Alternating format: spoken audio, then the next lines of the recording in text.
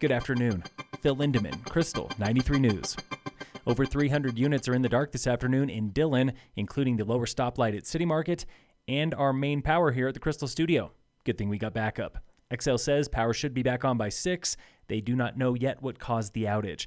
And traffic on US 6 at the stoplight moving along pretty smooth.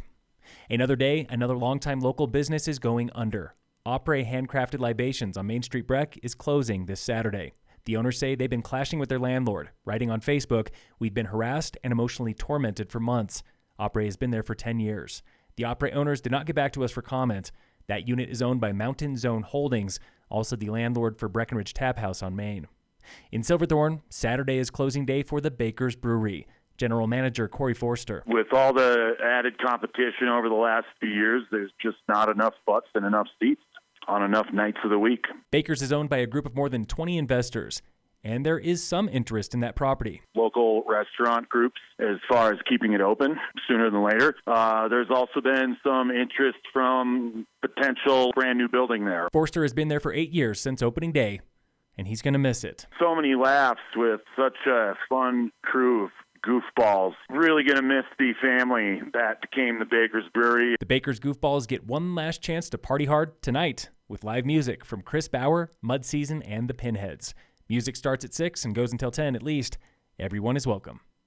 Frisco PD is searching for a pair of criminal tampering suspects charged with loosening lugnuts on at least 3 vehicles. They were tampering with vehicles in the Safeway parking lot off exit 203 yesterday morning. They never stole anything. On Facebook, one victim says he nearly caught the two in the act as they were walking away from his Subaru with a wrench. 2 men pulled guns on each other at the Summit County landfill yesterday over an alleged dispute on where they were dumping trash. No shots were fired, but Sheriff Jamie Fitzsimons is getting sick of guns becoming the new middle finger. This reflects badly on responsible gun owners. Mm-hmm. You know, we have a lot of responsible gun owners and gun families here in the county. And this kind of stuff, this kind of shenanigans, it's true. It reflects badly on everybody. Earlier this month, a road rage incident led to 1 shot fired near Peak 7. A jury found one-time gym teacher Leonard Grams not guilty yesterday of fondling students in class. He was charged with 8 felonies. Misdemeanor charges are still pending against 3 school district employees, including the principal and 8th grade counselor at Summit Middle. Those 2 are still on paid leave, charged with failure to report child abuse. Authorities say there are more questions than answers after a recent discovery. They have found the remains of Suzanne Morphew, the Salida woman missing for over 3 years. Colorado Bureau of Investigation was following a different case when they found her remains near Moffett in Saguache County. They have declined to say exactly where they were searching or why that other case led them there. No arrests have been made. Loveland Ski Area is coming off 2 seasons of aggressive capital improvements, new cat tours, the upgraded Lift 6, and a new lodge at the Valley. For the first time in a long time, COO Rob Goodell is taking time to relax. Mostly. This last summer was mostly about some of that maintenance we may have missed over the last year or 2 as we focused on capital improvements. When you're the head honcho, relaxation's relative.